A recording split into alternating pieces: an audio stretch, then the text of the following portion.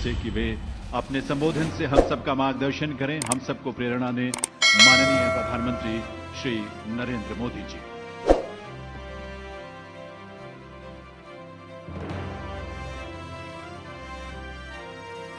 नमो बुद्धाय।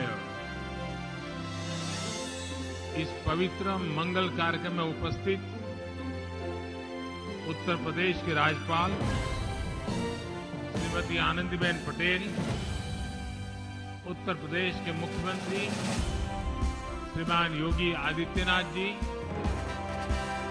Cabinet में मेरे सहयोगी श्री जी किशन रेड्डी जी, किरण रिजिजू जी, ज्योतिरादित्य सिंधिया जी, श्रीलंका से कुशीनगर पधारे श्रीलंका सरकार में कैबिनेट मंत्री श्रीमान नवल राजपक्षा जी, श्रीलंका से आए अति पूजनीय हमारे अन्य अतिथिगण, म्यांमार, वियतनाम, कंबोडिया, थाईलैंड, लाओपीडिया, भूटान और दक्षिण कोरिया के भारत में excellency ambassador, Sri Lanka, Mongolia, Japan, Singapore, Nepal और अन्य देशों के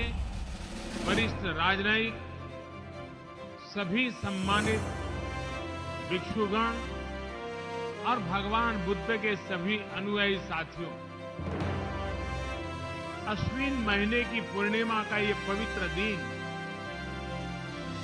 कुशीनगर की पवित्र भूमि और अपने शरीर अंशों रैलिस के रूप में भगवान बुद्ध की साक्षात उपस्थिति, भगवान बुद्ध की कृपा से आज के दिन कई अलौकिक संगत, कई अलौकिक संयोग एक साथ प्रकट हो रहे हैं। अभी यहां आने से पहले मुझे कुशीनगर इंटरनेशनल एयरपोर्ट के लोकार्पण का सौभाग्य मिला है। कुशीनगर इंटरनेशनल एयरपोर्ट के जरिए पूरी दुनिया से करोड़ों बुद्ध अनुयायियों को यहां आने का अवसर मिलेगा, उनकी यात्रा आसान होगी। इस इंटरनेशनल एयरपोर्ट पर श्रीलंका से पहुंची पहली फ्लाइट से अति पूजनीय महासंघ, सम्मानित भिक्षुओं और साथियों ने कुशीनगर में पदार्पण किया है।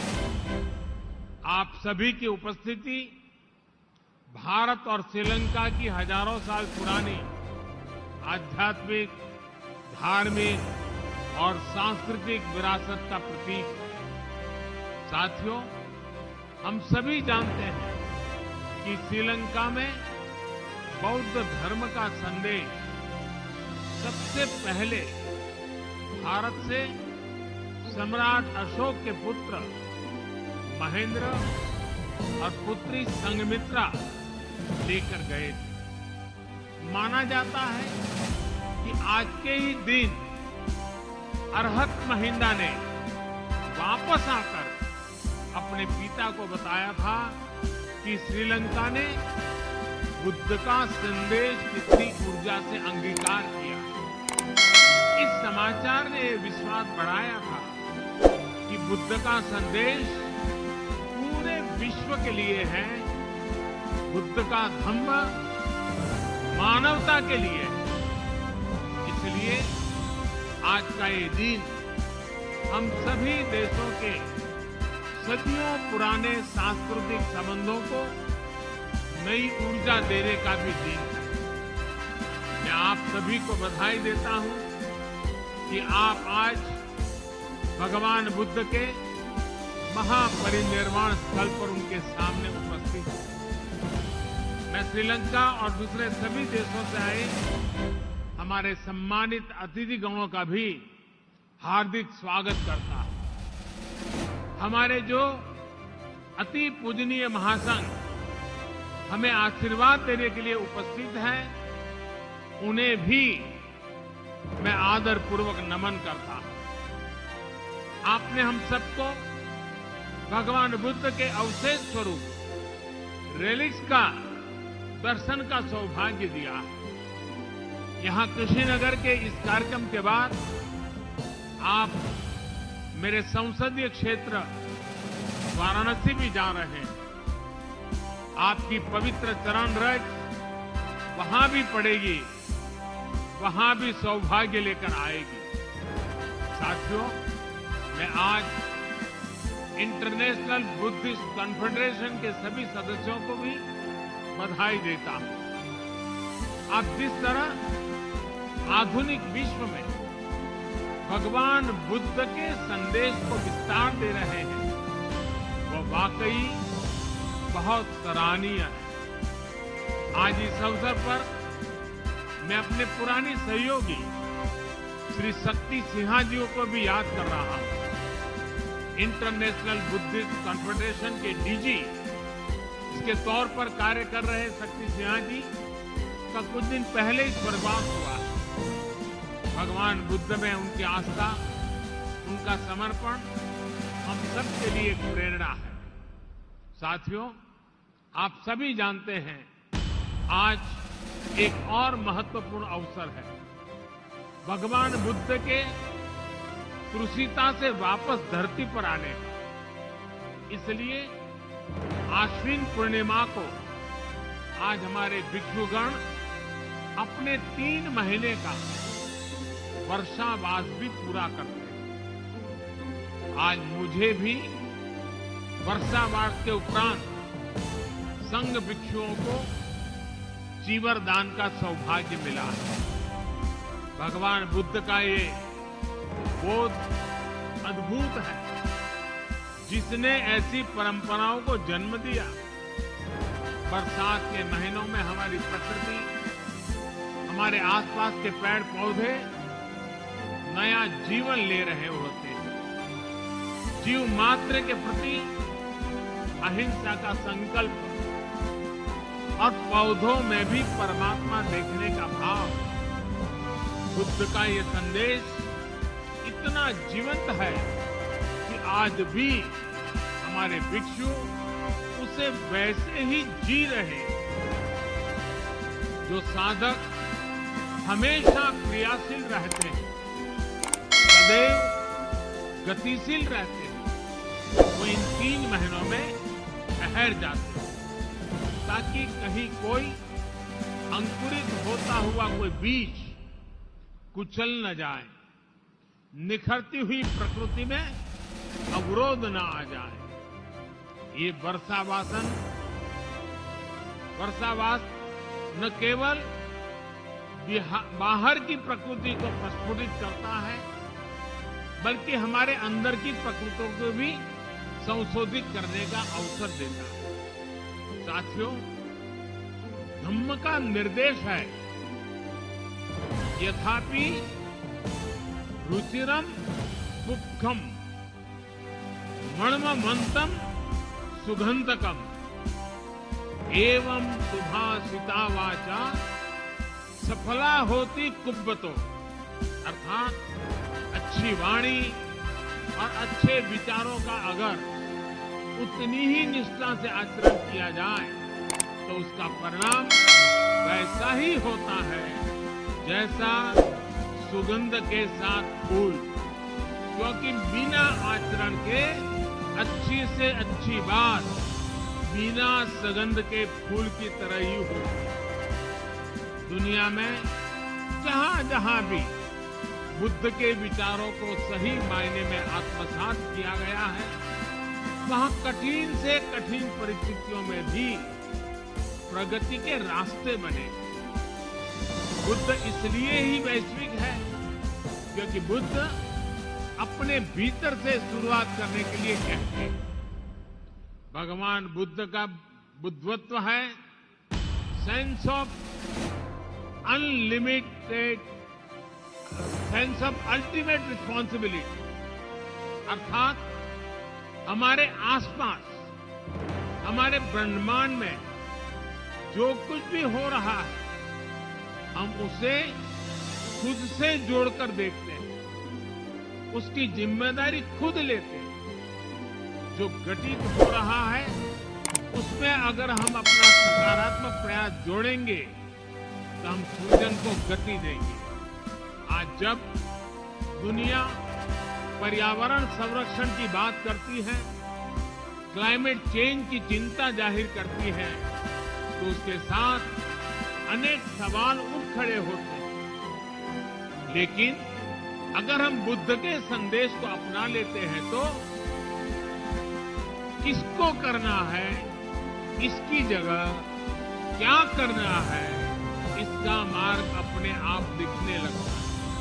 साथियों, हजारों साल पहले भगवान बुद्ध जब इस धरती पर थे तो आज जैसी व्यवस्थाएं नहीं थी, लेकिन फिर भी बुद्ध विश्व के करोड़ों करोड़ लोगों तक पहुंच गए, उनके अंतर्मन से जुड़ गए। मैंने अलग अलग देशों में बौद्ध धर्म से जुड़े मंदिरों, विहारों में ये साक्षात अनुभव किया है। मैंने देखा है कैंडी से क्योटो तक, हेनोई से हम्बनटोटा तक भगवान बुद्ध अपने विचारों के जरिए मठों, अवशेषों और संस्कृति के जरिए हर जगह है। ये मेरा सौभाग्य है कि मैं कैंडी में श्री डलाडा महिला गोवा वहां दर्शन करने पहुंचा था। सिंगापुर में उनके दंत अवशेष के मैंने दर्शन किए और क्योटो में किनकाकुजी जाने का अवसर भी मुझे मिला। इसी तरह साउथ ईस्ट कंट्रीज के भिक्षुओं का आशीर्वाद भी मुझे मिलता रहा। अलग अलग देश, अलग अलग परिवेश, लेकिन मानवता की आत्मा में बसे बुद्ध सबको जोड़ रहे हैं। भारत ने भगवान बुद्ध की सीख अपने विकास यात्रा का हिस्सा बनाया है, उसे अंगीकार किया। हमने ज्ञान को, महान संदेशों को, महान आत्माओं के विचारों को बांधने में कभी भरोसा नहीं किया। उसको बांध के रखना ये हमारी सोच नहीं है। हमने जो कुछ भी हमारा था उसे मानवता के लिए मम भाव से अर्पित किया। इसलिए अहिंसा, दया, करुणा ऐसे मानवीय मूल्य आज भी उतनी ही सहजता से भारत के अंतर्मन में रचे बसे। इसलिए बुद्ध आज भी भारत के संविधान की प्रेरणा है। बुद्ध का धम्म चक्र भारत के तिरंगे पर विराजमान होकर हमें गति दे रहा है। आज भी भारत की संसद में कोई जाता है तो इस मंत्र पर नजर जरूर पड़ती है, धर्म चक्र प्रवर्तना। साथियों, आमतौर पर ये भी धारणा रहती है कि बौद्ध धर्म का प्रभाव भारत में मुख्य रूप से पूरब में ही ज्यादा रहा। लेकिन इतिहास को बारीकी से देखें तो हम पाते हैं कि बुद्ध ने जितना पूरब को प्रभावित किया है उतना ही पश्चिम और दक्षिण पर भी उनका प्रभाव है। गुजरात का वडनगर, जो मेरा जन्म स्थान भी है, वो अतीत में बौद्ध धर्म से जुड़ा एक महत्वपूर्ण स्थान रहा है। अभी तक हम ह्वेनसांग के उद्धरणों के जरिए ही इस इतिहास को जानते थे, लेकिन अब तो वडनगर में पुरातात्विक मठ और स्तूप भी एक्सकेवेशन में मिल चुके हैं। गुजरात का ये अतीत इस बात का प्रमाण है कि बुद्ध दिशाओं और सीमाओं से परे थे। गुजरात की धरती पर जन्मे महात्मा गांधी तो बुद्ध के सत्य और अहिंसा के संदेशों के आधुनिक संवाहक रहे।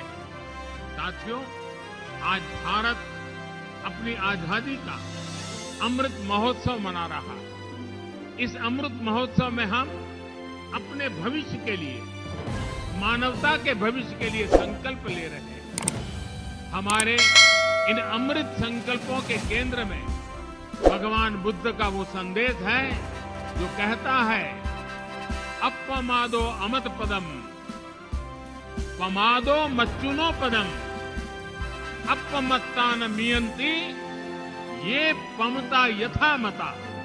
यानी प्रमाद न करना अमृत पद है और प्रमाद ही मृत्यु है। इसलिए आज भारत नई ऊर्जा के साथ आगे बढ़ रहा है, पूरे विश्व को साथ लेकर आगे चल रहा है।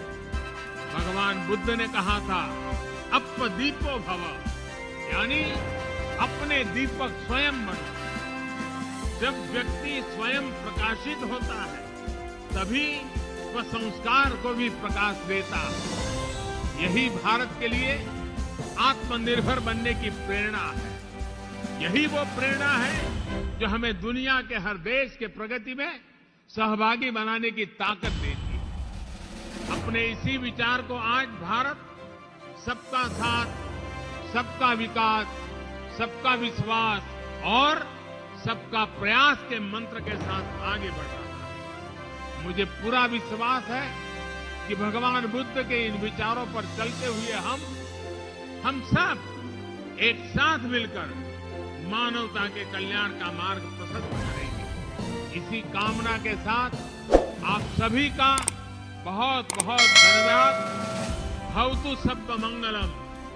नमो बुद्धाय।